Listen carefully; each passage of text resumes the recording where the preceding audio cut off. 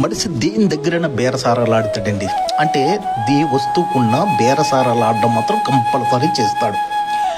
కానీ డాక్టర్ దగ్గరికి వెళ్ళేటప్పుడు మాత్రం చేతులు కట్టుకుని భయం మీద నిలబడతాడు. ఎందుకంటే తన ఆరోగ్యం కోసం కదా. అక్కడ మాత్రం బేరసారాలాడండి. డాక్టర్ ఏ మందులు కొంటే ఏ మందులు రాస్తే ఆ మందులు నీట్గా డబ్బులున్నా లేకపోయినా ఎక్కడైనా తలైనా తాకట్టు పెట్టి ఆ మెడిసిన్ తీసుకుంటాడు. ఎందుకంటే తన బాగోవాలి కదా. అది ప్రాణం మీదకి వచ్చే పరిస్థితిని ఏర్పడితే డాక్టర్ ఏం చెప్తే అది చేస్తాడు.